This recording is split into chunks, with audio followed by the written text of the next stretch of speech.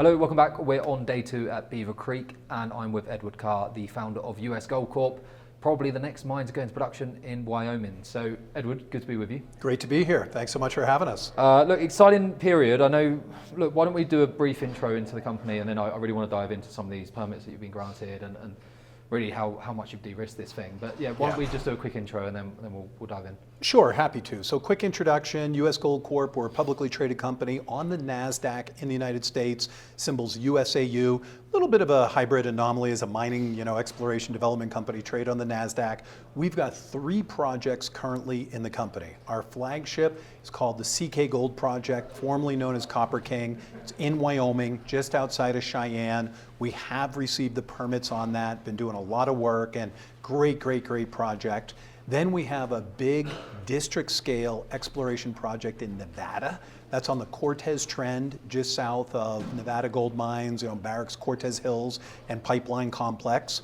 And our final project is in Idaho called Chalice, just outside of Salmon, and that's a snazzy little project as well. Okay, all right. I don't know if we'll have time to go into all of the 3 projects. Of course. Because I know you've got a busy schedule, but look, let's talk about CK to begin with, right? Because I've been tracking this for quite a few years now. You've been on the show, or Luke's been on the show, so's George.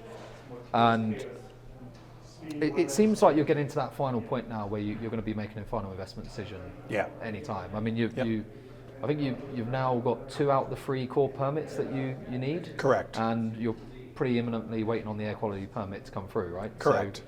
So why don't we just talk a little bit about that? What stage are we with the air quality permit?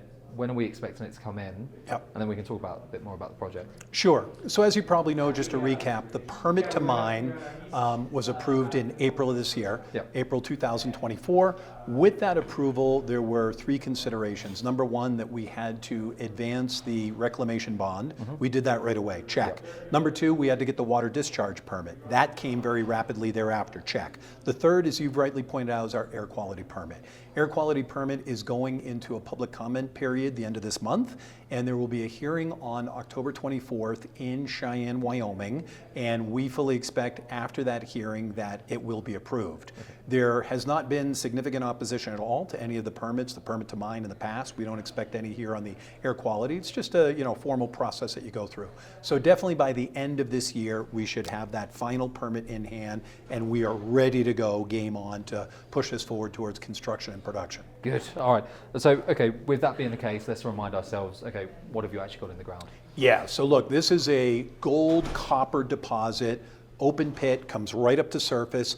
Currently today, our value proposition, we have 1.44 million proven ounces. That's gold equivalent.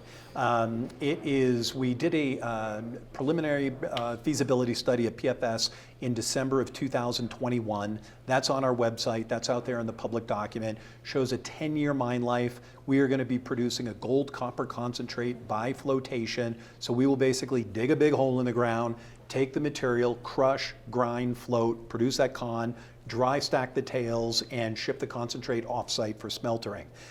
Production profiles looking about 108,500 ounces per year at an $800 all-in sustaining cost. So this is a real moneymaker. Now that PFS was done at $16.25 gold and 3.25 copper, and we're well north of those spot prices today. CapEx on that PFS, which came out December 21, showed $222 million. Obviously, we've had an inflationary spike post-COVID, during that time period. So the CapEx is going to increase. The AISC is going to increase. Our real plans right now are looking at several optimization studies for that PFS. We will probably release an updated PFS, pre-feasibility study, towards the end of this year, early part of next year, which will lead towards a full bankable feasibility study. That'll really tighten up all the numbers, tighten up all the parameters. We've got these few optimizations we have to look at, and that will lead to a financing decision. We will start soliciting financing proposals. Here at the Beaver Creek Conference, we have an incredible schedule, literally no breaks, as we were talking about. So we have so much interest in the company right now, both to finance, from strategics, from other things, just because we have the permits in hand. And this is a real viable project.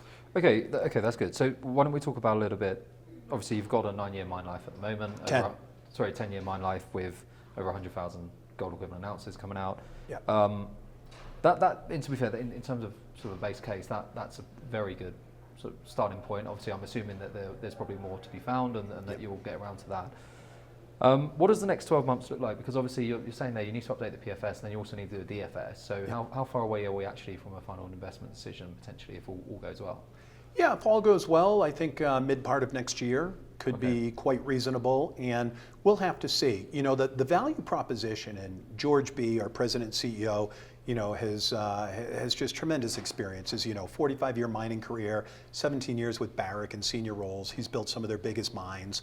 And George told me years ago, and Kevin Francis, our VP, that, you know, without a permit, it doesn't really matter if we have 1.4 or 2.4 million ounces. Without a permit, it's a zero. So the value proposition had been populating that permit application, and now we have the permit approved. Yep. Now, in our current mine plan design, again, big open pit, so we're going to dig a hole. Every single drill hole has TD'd in mineralization. So we know we have additional ounces at depth. How much is that? This is a very forward-looking guess statement. Yep. 500,000 to 1 million, I think, could be reasonable. We have to do more confirmation drilling. So ultimately, the pit might get a little bigger. It might get a little deeper. That mine plan will probably still be 20,000 tons a day moving material, but instead of 10-year life of mine, maybe we go 12, 15-year life of mine, producing 110,000 ounces a year. So it does have real upside. We also have a corridor of mineralization down to the southeast that we can chase. And the deposit is hosted in granite diorite, so we're exploring that right now. That could be a real valuable aggregate. Needs a little bit more work, might need a permit amendment, but there could be some upside economics in that going forward. So that's great news. At the moment, as it stands, obviously there's the market cap's around 50 million, right?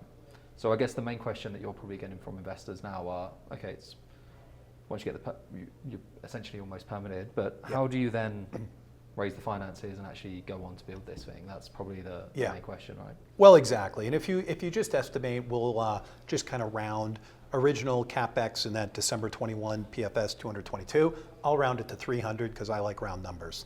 300 million. How are we going to do it?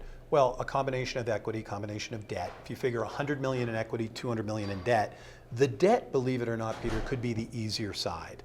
Why? George B. has solicited proposals for the mill from both Metso and FL Schmidt. Both of those vendors have vendor financing. Okay. So you go out buy a Chevy, they give you, financing to buy the car. Same way with building a mill. So we've got some relationships with some of the big money center banks who could securitize those credits and those financing. So we think we know where to go for the 200 million in debt. The $100 million of equity. The biggest challenge for us as a company, and the frustration for most of the juniors, is that our market cap is still ridiculously low for what we have. We're $52, $55 million market cap today. Our stock is about 5.25. In my humble opinion, we should be a $10 to $15 stock today, just based upon the permit, the asset, the net present value, and what we have. So we'd like to see the equity price get up. We have an effective $100 million shelf registration statement with the SEC, so we could pull down $100 million of equity tomorrow. But we don't really want to dilute the company by 20 million shares at $5 a share. We'd rather do 10 million shares at 10. So we're looking at some creative ways. Another creative way might be able to monetize this aggregate I told you about. If we could forward sale some of that, maybe to a big construction company or a railroad, and we could bring in a nice big non-dilutive equity check there, that's an option.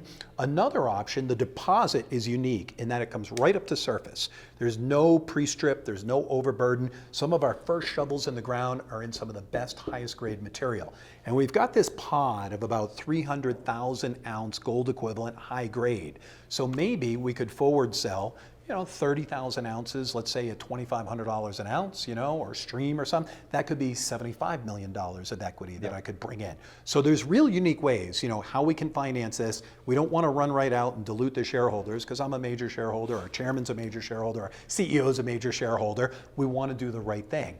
And we're going to do that. That's what we're working on the next 3 to 6 months. We're in no rush. Whenever it happens, it happens. I do think we'll be able to get to, a feasibility study, ultimately a financing package and a construction decision by the end of next year.